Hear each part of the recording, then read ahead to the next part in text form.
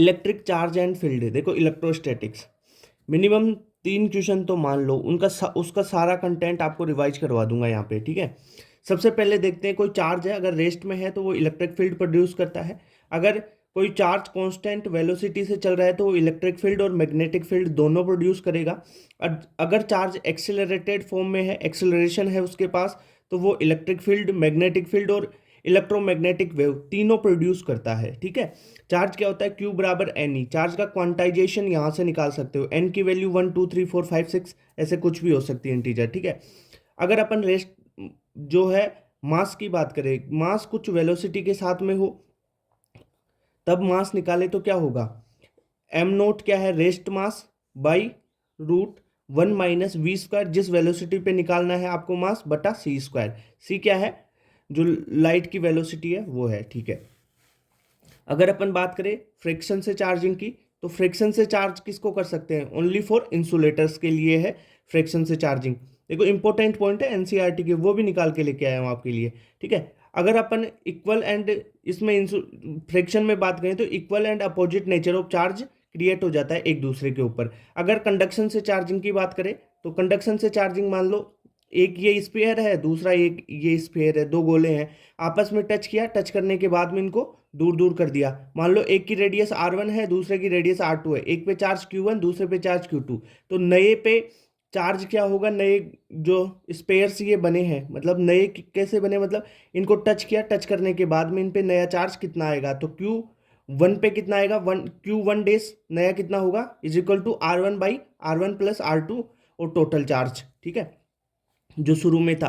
Q2 कैसे निकालोगे, R2 बटा R1 plus R2, Q1 plus Q2, ठीक है, यानी टोटल चार्ज है Q1 प्लस Q2। अगर कंडक्शन से चार्जिंग की बात करें तो ये कंडक्टर के लिए और कुछ हद तक डाइलेक्ट्रिक के लिए, ठीक है, होता है। जो परफेक्ट इंसुलेटर हैं उनके लिए नहीं होता, इंसुलेटर होंगे तो उनके लिए फ्रैक्शन से चार्जिंग की बात करेंगे अपन। अगर अपन बात करें कुलॉम्ब्स लॉ की, जो कुलॉम्ब्स लॉ है उसका देखो फॉर्मूला तो क्या है, F बराबर के Q1 Q2 upon R square है, ओके। तो जो कुलॉम्ब्स लॉ है ये इलेक्ट्रोस्टैटिक फोर्स है और ये सेंट्रल फोर्स होगा, ये कंजर्वेटिव फोर्स है, ये लॉन्ग रेंज का फोर्स है, ये है ना जो डिपेंड अपॉन मीडियम, और इसमें एक्शन रिएक्शन पेयर बनते हैं। पर जो फोर्स है ना on one charge due to other charge, वो डिपेंड नहीं करेगा मीडियम पे। एक फोर्स, एक चार्ज पे फोर्स दूसरे चार्ज के कारण, ठीक है, वो डिपेंड नहीं करता मीडियम पर। और जो ये फोर्स है ये तो डिपेंड करेगा क्योंकि के आ रहा है, के क्या होता है 1/4 पाई एप्सिलॉन नोट, जो एप्सिलॉन नोट है वहां मीडियम हो गया तो एप्सिलॉन एम आ जाएगा, ठीक है, वो भी चीजें बताऊंगा मैं आपको। तो force on charge, force on one charge due to other charge does not depend on medium. And अगर स्टेटमेंट आ जाए कि जो आपका कुलॉम्ब्स लॉ है उसमें फोर्स के मीडियम पे डिपेंड करता है, हाँ डिपेंड ऑन मीडियम, पर एक चार्ज पे दूसरे चार्ज के कारण जो फोर्स लग रहा है वो डिपेंड नहीं कर रहा, ठीक है। फॉर्मूला F21 के लिए मतलब 2 पे 1 के कारण, तो के Q1 Q2, आर क्या लोगे आप, 2 से 1 लोगे, ठीक है, का होल स्क्वायर। अब देखो आर कैप किस डायरेक्शन में होगा, 2 से 1 है तो 2 से 1 में होगा, ओके। तो आर कैप 21 क्या होगा, R21 vector by R2 minus R1। तो इस प्रकार आप इसका वेक्टर फॉर्म निकाल सकते हो। के की वैल्यू क्या होती है, 9, के की वैल्यू होती है क्या, के बराबर 9 × 10⁻⁹ न्यूटन मीटर स्क्वायर बटा कूलम स्क्वायर। देखो के की यूनिट भी पूछी जा सकती है, आप यूनिट ये याद कर लो, ठीक है। अगर अपन एप्सिलॉन आर की बात करें, एप्सिलॉन आर क्या है, रिलेटिव परमिटिविटी, और एप्सिलॉन आर को कैसे लिखोगे आप, एप्सिलॉन एम बटा एप्सिलॉन नोट। एप्सिलॉन एम क्या है, जो परमिटिविटी है मीडियम की, बटा एप्सिलॉन नोट है परमिटिविटी इन फ्री स्पेस, ठीक है। अब देखो मैंने बोला था ना कि फोर्स मीडियम में कैसे डिपेंड करेगा, देखो फोर्स क्या होता है, K Q1 Q2 upon r square, तो Q को अपन के को फुल फॉर्म में लिख ले तो 1/4 पाई एप्सिलॉन नोट हो जाएगा। अगर मीडियम है तो यहाँ पे एप्सिलॉन एम आ जाता है, ठीक है, ओके। जो एप्सिलॉन नोट है उसकी वैल्यू होती है 8.85 × 10⁻⁻12 कूलम स्क्वायर बटा न्यूटन मीटर स्क्वायर, ठीक है। अगर देखो यहाँ पे मैंने बताया कि जो एप्सिलॉन आर है वो रिलेटिव परमिटिविटी है, या इसे डायलेक्ट्रिक कांस्टेंट भी बोलते हैं। अब यहाँ पे एक चीज देख लो, जो एप्सिलॉन आ रहा है वो एप्सिलॉन नोट बटा एप्सिलॉन एम बटा एप्सिलॉन नोट होता है। एम क्या है, मीडियम की आपकी परमिटिविटी, और एप्सिलॉन नोट है किसी फ्री स्पेस में परमिटिविटी, और ये इक्वल होगी एफ नोट बटा एफ एम। एफ नोट क्या है, आप देखो ये फॉर्मूला, ये पूरा फॉर्मूला रख के आप कैलकुलेशन करोगे ना तब ये आ जाएगा। तो एफ नोट है फ्री स्पेस में, और ये एम क्या है, मीडियम में। और ऐसे ही अगर ये निकालना चाहो ना तो ये ऐसे ई नोट की भी आ जाएगी, ई नोट बटा ई एम हो जाता है, इलेक्ट्रिक फील्ड का भी ऐसा ही हो जाएगा। ठीक है, मान लो कोई लंबी चार्ज की छड़ है, चार्ज लेमडा, इसमें चार्ज डेंसिटी है, एल लेंथ की छड़ है। ठीक है, इसे ए पॉइंट पे आपको फोर्स निकालना है, तो फोर्स का फॉर्मूला होगा फोर्स बराबर के, इस पे कितना चार्ज है क्यू, इसका लेमडा दे रखा है, लेमडा इंटू एल बटा ए, ये दूरी, ये यहां से यहां तक की दूरी जहां पर चार्ज निकाल रहे हैं ए है, और ए प्लस एल टोटल दूरी। ठीक है, इंटू कर देना है, ये आ जाएगा फॉर्मूला फोर्स का यहाँ पर।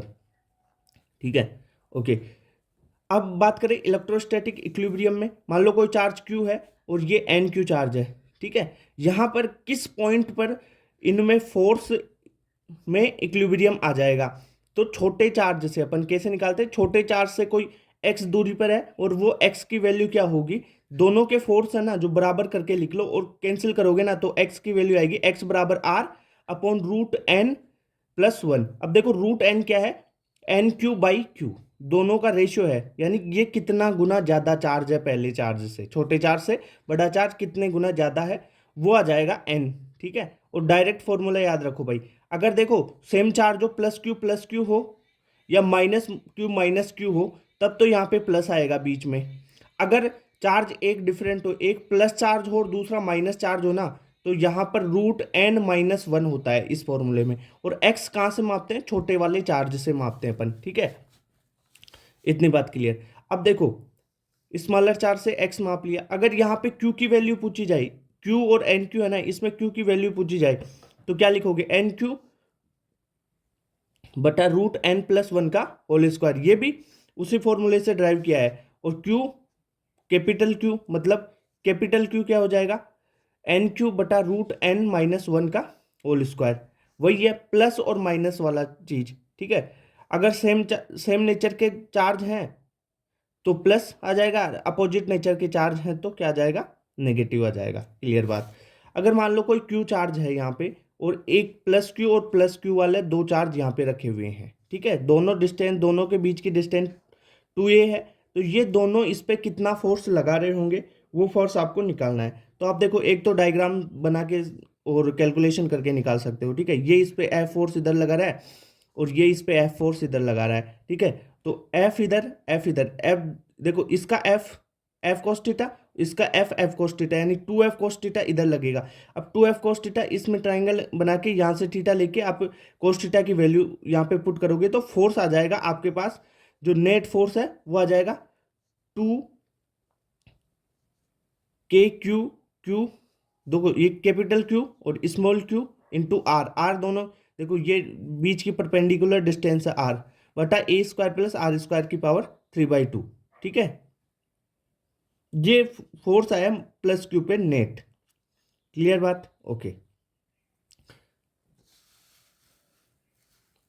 अब बात करते हैं पेंडुलम प्रॉब्लम आती है कुछ, जैसे इलेक्ट्रिक फील्ड इसमें लग रहा है क्यू चार्ज का, वो भी एक लटका हुआ है इस पे, देखो इधर इलेक्ट्रिक फील्ड की, ये पॉजिटिव चार्ज है तो इलेक्ट्रिक फील्ड की साइड में क्या लगेगा, क्यू ई, नीचे लग रहा है एम जी। ठीक है, बस इसके कंपोनेंट करके बराबर कर दो। देखो यहाँ से टी लग रहा है इस पे, इसमें टेंशन टी लग रहा है, तो देखो टी का ये हो जाएगा टी साइन थीटा, तो टी साइन थीटा बराबर क्यू ई, और ऊपर हो जाएगा टी कोस थीटा, तो टी कोस थीटा बराबर एम जी।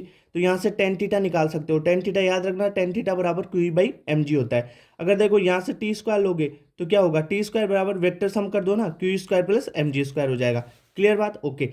यहाँ से भी पी वाई क्यू आया हुआ है, देखो इंपॉर्टेंट है, यहाँ से कोई Q1 Q2 मास के दो बोब लटके हुए हैं, इसका मास है m1, इसका मास है m2, Q1 चार्ज है इसका, Q2 इसका चार्ज है। ठीक है, इसमें क्या लगेगा, इनमें इलेक्ट्रोस्टैटिक, देखो प्लस प्लस है, एक दूसरे को रिपेल करेंगे, दूर दूर क्या लगेंगे, इलेक्ट्रोस्टैटिक फोर्स लगेगा, इधर एफ ही लगेगा इसका, इधर एफ ही इसका लगेगा।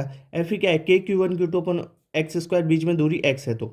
ठीक है, नीचे m2 जी और इसके नीचे m1 जी। ठीक है, तो यहाँ से टेन थीटा निकालोगे, टेन थीटा मैंने क्या बताया था, क्यू बाई एम जी लगा लो, तो क्यू ई क्या है, क्यू ई मतलब इलेक्ट्रोस्टैटिक फोर्स क्या लग रहा है, के क्यू वन क्यू टू बटा एक्स स्क्वायर बटा एम वन जी, इसके लिए हो गया।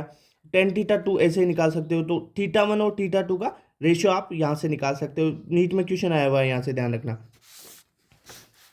अब बात करते हैं इलेक्ट्रिक फील्ड की। जो इलेक्ट्रिक फील्ड है उसका फॉर्मूला क्या होगा, ई बराबर K q by r square होता है। तो प्लस क्यू के लिए क्या होगा, इलेक्ट्रिक फील्ड प्लस क्यू से बाहर जाता हुआ और माइनस क्यू पे आता हुआ होता है इलेक्ट्रिक फील्ड, ठीक है। यदि ई कैप की अगर डायरेक्शन देखें तो प्लस क्यू के लिए आर कैप की डायरेक्शन में, और आर कैप की जो नेगेटिव क्यू के लिए क्या होगी इलेक्ट्रिक फील्ड की डायरेक्शन माइनस आर कैप की डायरेक्शन में, ठीक है। यानी इलेक्ट्रिक फील्ड पे आ रहा है चार्ज और प्लस से जा रहा है, ठीक है। Force on plus q along electric field और force on minus q opposite to electric field, ये दो पॉइंट भी याद रख लेना भाई। प्लस क्यू पे तो इलेक्ट्रिक फील्ड की साइड में लगेगा, जिस साइड में इलेक्ट्रिक फील्ड लग रहा है वैसे ही, और माइनस क्यू पे क्या लगेगा, अपोजिट हो जाएगा ना। अब अपन ने देखो जो क्यू है और एन क्यू है दोनों पर कहाँ पर इलेक्ट्रिक फील्ड जीरो होगा, अपन ने वही देखा था ना इलेक्ट्रोस्टैटिक इक्विलिब्रियम, कहाँ पे फोर्स जीरो होगा, ये फॉर्मूला निकाला था फोर्स वाले के लिए। वैसे ही आपको इलेक्ट्रिक फील्ड का निकालना है, तो इलेक्ट्रिक फील्ड के लिए क्या हो जाएगा, एक्स बराबर r root n plus one. देखो प्लस कब लगेगा, जब दोनों चार्ज सेम हो, माइनस कब लगेगा, जब दोनों चार्ज अलग अलग हो, यानी एक प्लस हो एक माइनस हो, ठीक है, ओके। अगर सिमेट्रिकल बॉडी है तो उसके सेंटर पे फोर्स भी जीरो होता है, इलेक्ट्रिक फील्ड भी जीरो होता है। जैसे अपन बात कर ले स्क्वायर की, तो सिमेट्रिकल है, ठीक है, तब होगा। Electric field due to ring, ring के कारण इलेक्ट्रिक फील्ड, देखो यहाँ पर इलेक्ट्रिक फील्ड निकालना है, ये एक्स डिस्टेंस है, इसकी जो रेडियस है वो आर है, प्लस क्यू चार्ज है, तो इलेक्ट्रिक फील्ड हो जाएगा K q x by r square plus x square की पावर 3/2। अगर एक्स बहुत ज़्यादा बड़ा है इससे, आर से, ठीक है, एक्स बहुत ज़्यादा बड़ा है आर से, तो इलेक्ट्रिक फील्ड क्या हो जाएगा, K q by x square. यहाँ पर क्या कर दो, आर को क्या कर दो, नेग्लिजिबल कर दो, आर को उठाओगे तो देखो यहाँ से एक्स क्यूब बच जाएगा नीचे, और ऊपर एक एक्स है तो एक्स से एक्स कट जाएगा, ई बराबर K q by x square बच जाएगा आपके पास, ठीक है। अगर आर बहुत बड़ा है, ये आर बहुत बड़ा है, तो ये पॉइंट कहाँ पे आ गया, सेंटर पे आ गया, यहाँ पे आ जाएगा, आर बहुत बड़ा है तो ये बात कर सकते हैं। या आप देखो आर बहुत बड़ा है तो एक्स को नेग्लिजिबल कर दो ना, एक्स को नेग्लिजिबल करोगे तो क्या हो जाएगा, देखो यहाँ से एक्स को हटा दिया तो क्या हो गया, आर स्क्वायर है तो यहाँ से 3/2, टू से टू कटा, आर क्यूब बच जाएगा, यानी ई बराबर K q x by r cube हो जाएगा। अगर सेंटर पे बात करें तो सेंटर पे क्या हो जाएगा, एक्स जीरो हो जाएगा, सेंटर पे एक्स क्या हो जाएगा, जीरो हो गया, और देखो यहाँ पे इस फॉर्मूले में एक्स जीरो रखो तो ई की वैल्यू भी जीरो आ जाती है, इसलिए इसका ग्राफ बनाए तो देखो सेंटर पे जीरो, फिर बढ़ेगा और फिर हाइपरबोला की जैसे हो जाएगा। यहाँ पर जो मैक्सिमम एक्स के, एक्स पे इलेक्ट्रिक फील्ड मैक्सिमम कितना होगा, r by root two x पे होगा, ठीक है। यानी एक्स अगर आर बाई रूट टू रखेगा ना, तभी क्या होगा, इलेक्ट्रिक फील्ड मैक्सिमम होगा, clear. Electric field due to circular arc की बात करें तो सर्कुलर आर्क है, इसका लेमडा है क्यू, क्यू बाई इसमें चार्ज क्यू है, तो लेमडा क्या होता है, चार्ज बटा लेंथ, लेंथ क्या है, आर इंटू थीटा, तो ये लेंथ आ जाती है ना, आर इंटू थीटा होती है ना, ये लेंथ कितनी होती है, आर इंटू थीटा निकालते हैं ना अपन, लिखते हैं ना, तो लेमडा बराबर q upon r into theta, ये हो गया पहली बात। दूसरी बात, अब इसका इलेक्ट्रिक फील्ड लिखना है ना अपने को, तो इलेक्ट्रिक फील्ड क्या होता है, 2 K lambda by r sine theta by two, ठीक है, ओके। अगर मेरी बात सुनो, इसको लेमडा को क्यू के रूप में लिखना चाहो तो इस फॉर्मूले को उसमें कन्वर्ट कर लो, और या डायरेक्ट याद कर लो, ई बराबर K q upon r square by sine theta by two बटा थीटा बाई टू, क्लियर बात। ई बराबर 2 के लेमडास आर बटा r sine theta by two, ये याद रखना, या के क्यू का फॉर्मूला याद रख लेना, ओके। चलो ठीक है, अब अपन बात करते हैं सेमी इनफाइनाइट लाइन चार्ज की। जो सेमी इनफाइनाइट लाइन चार्ज है उसकी बात करते हैं, सेमी इनफाइनाइट में क्या हो जाएगा, इलेक्ट्रिक फील्ड हो जाएगा रूट टू के लेमडा बाई आर हो जाएगा। यहाँ से सेमी इनफाइनाइट में क्या हो जाता है, रूट टू के लेमडा बाई आर हो जाएगा। अगर इनफाइनाइट लाइन चार्ज है तो 2 के लेमडा बाई आर हो जाता है, ओके। और लेमडा की वैल्यू क्या लिखोगे भाई, चार्ज बटा लेंथ, क्लियर बात, ओके। ये आर क्या है, जहां से आप जो चार्ज है, जो लाइन चार्ज है, और जो आप जहां पर इलेक्ट्रिक फील्ड निकालना चाह रहे हो उनके बीच की दूरी है आर, ओके। जैसे ये इनफाइनाइट लाइन चार्ज है और यहाँ पर आप इलेक्ट्रिक फील्ड निकालना चाह रहे हो, इनके बीच की दूरी क्या होगी, आर हो गई, ओके। इतनी बात क्लियर हो गई।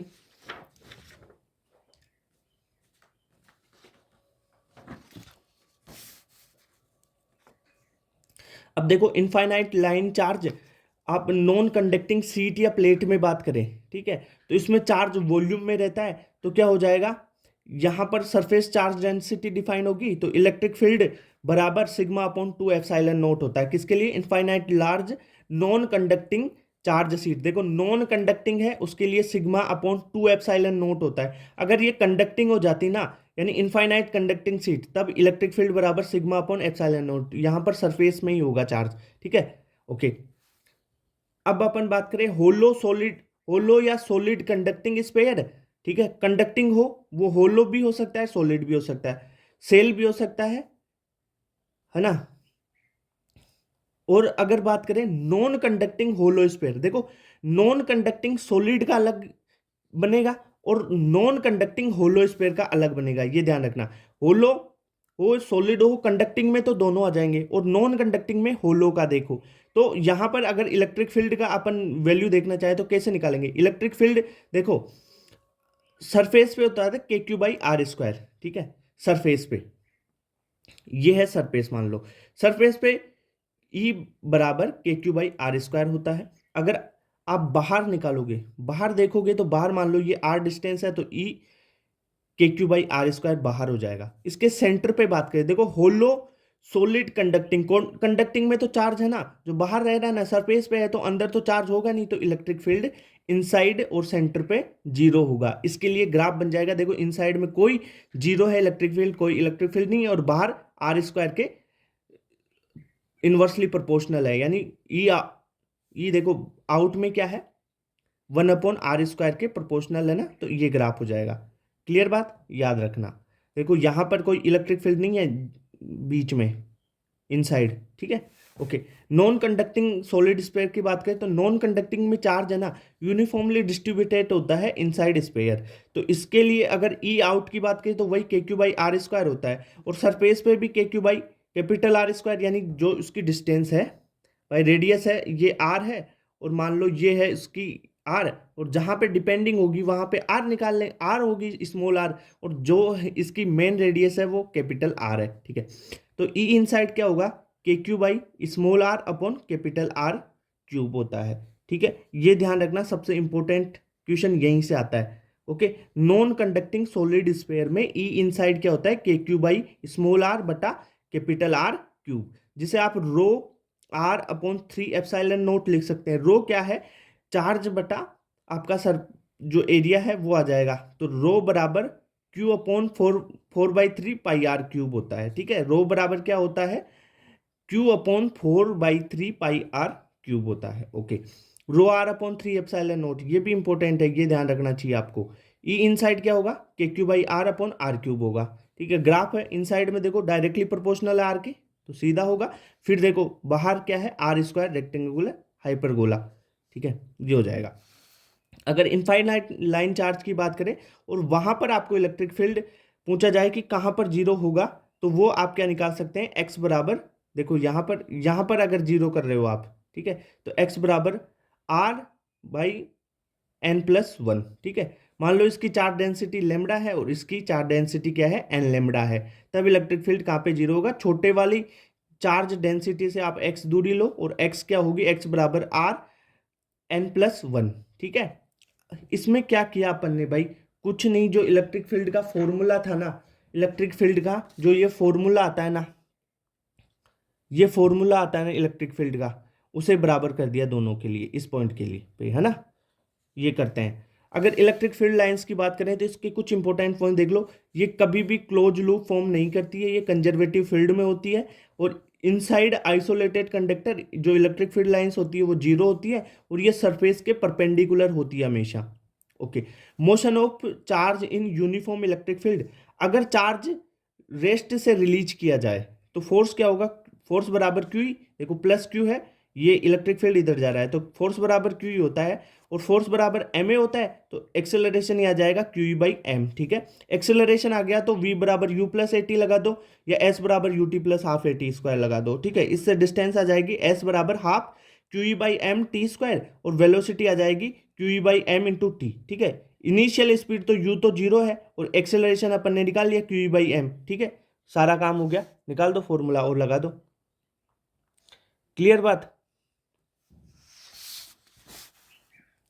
अब बात करें charge is projected to parallel to electric field. अगर देखो ये मान लो माइनस क्यू चार्ज है, ठीक है, इसके आपने इलेक्ट्रिक फील्ड ये लग रहा है और यहाँ पर चार्ज को आपने वी वेलोसिटी से फेंका, तब क्या होगा, इनिशियल वेलोसिटी वी नोट है ना इसकी, ओके, तो फोर्स बराबर क्यू होता है, एक्सेलरेशन बराबर क्यू बाई एम हो जाएगा। अब वी फाइनल क्या होगा, वी फाइनल बराबर इनिशियल तो वी नोट से फेंका है, v naught plus q by m into t, यानी क्या लगाया, वी बराबर यू प्लस ए टी लगा दिया, वी बराबर यू प्लस ए टी लगा दिया, एस बराबर u t plus half a t square formula लगा दिया, एक्सेलरेशन क्यू बाई एम रख दिया और यू रख दिया वी नोट, बस आ गया फॉर्मूला। क्लियर बात। अगर पाथ स्ट्रेट लाइन हो तो उसकी बात करें तो मान लो इलेक्ट्रिक फील्ड इधर लग रहा है प्लस क्यू से, इसको विपरीत भेजा है इसके, तो यहां पर क्या होगा, देखो वी से अपोजिटली अपन ने फेंका है तो क्या हो जाएगा, वी स्क्वायर बराबर यू स्क्वायर प्लस टू ए का फॉर्मूला लगा है, तो फाइनल तो ये जीरो होगा क्योंकि इलेक्ट्रिक फील्ड के अपन ने अपोजिट फेंका है, तो फाइनल कहीं पे जाके तो रुकेगा चार्ज, तो रुक गया तो जीरो, और माइनस यू स्क्वायर बराबर टू एस, तो एस की वैल्यू आ जाएगी यहाँ से। देखो एक्सेलरेशन तो क्यू बाई एम होगा इसका, भाई एक्सेलरेशन तो क्या होगा, फोर्स कितना लग रहा है, क्यू बाई एम, ठीक है, फोर्स बटा मास हो गया ना, तो एस बराबर u square by two q by m हो जाएगा। अगर चार्ज को अपन perpendicular to electric field project करें तो कुछ इस प्रकार से जाएगा और डेल्टा एक एंगल बनाते हुए ये बाहर निकल जाएगा इलेक्ट्रिक फील्ड से, ठीक है, यानी इलेक्ट्रिक फील्ड साइड की साइड में टिल्ट होगा ये, ओके, हाइपरबोला, जैसे अपन पैराबोला पढ़ते हैं ना वैसे,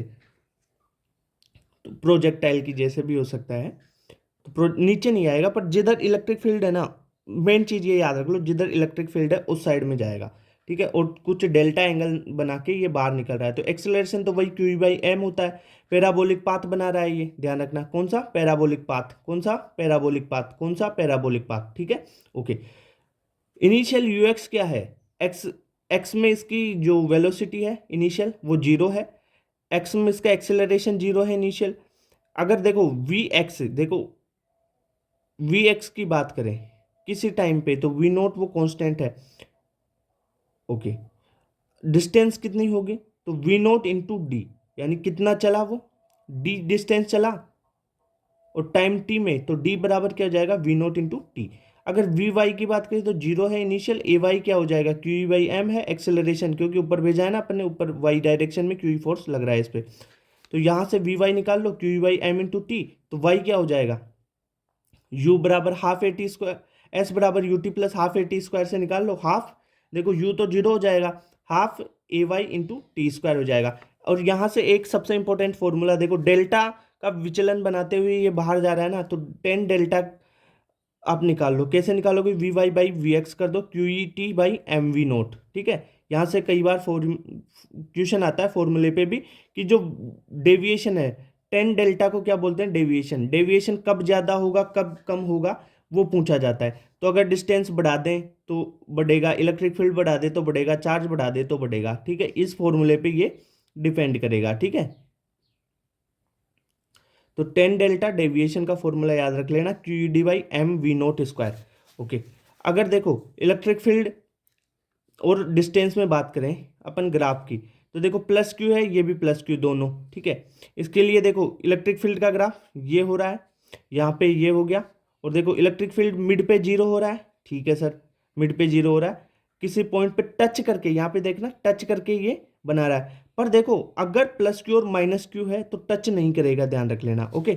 इलेक्ट्रिक डाइपोल की बात करें तो माइनस क्यू और प्लस क्यू, ठीक है, माइनस क्यू और प्लस क्यू के बीच में एल डिस्टेंस है, तो इलेक्ट्रिक डाइपोल क्या हो जाएगा, पी बराबर क्यू इंटू एल, दोनों का चार्ज कितना है और इंटू दोनों के बीच की डिस्टेंस, ठीक है।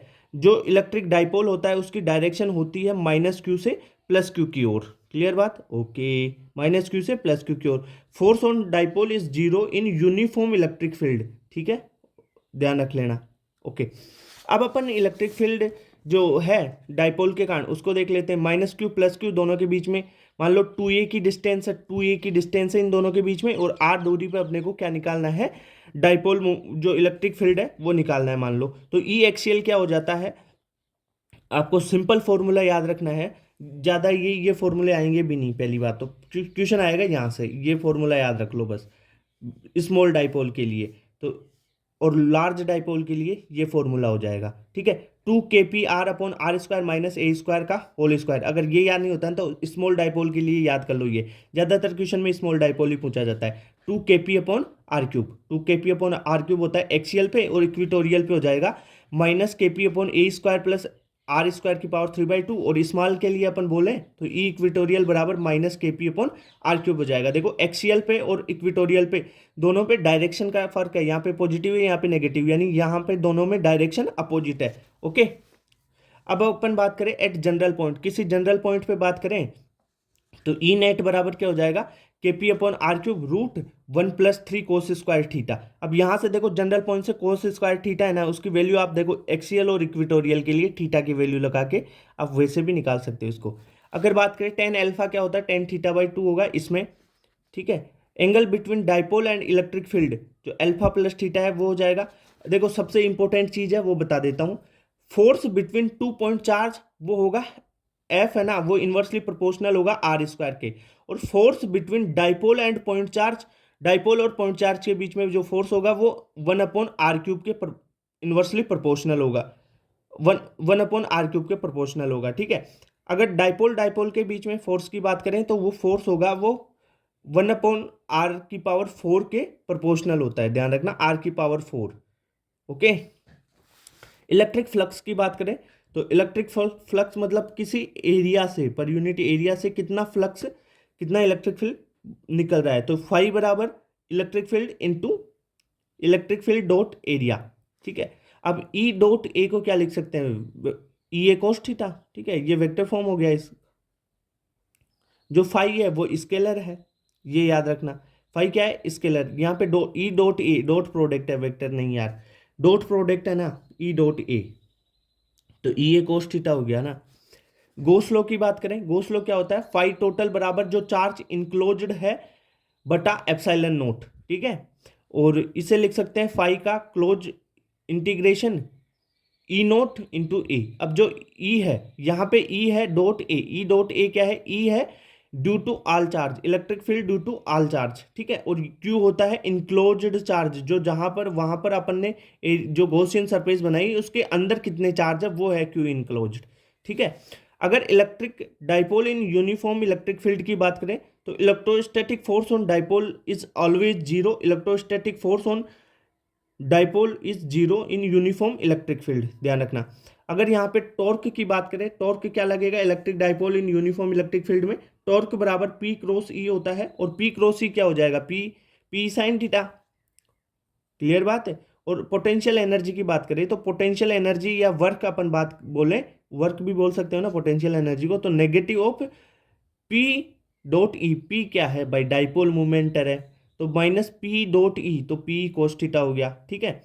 अब देखो थीटा बराबर जीरो है तो साइन थीटा जीरो रखोगे तो टॉर्क जीरो आ जाएगा, थीटा 90 रखोगे यहाँ पे टॉर्क P हो जाएगा, और थीटा 180 रखोगे यहाँ पे तो टॉर्क हो जाएगा जीरो, यानी जीरो। अगर थीटा जीरो है तो स्टेबल इक्विलिब्रियम होगा, और अगर थीटा बराबर 180 है तो अनस्टेबल इक्विलिब्रियम होगा, यहाँ पे इक्विलिब्रियम आएगा ही नहीं, ठीक है।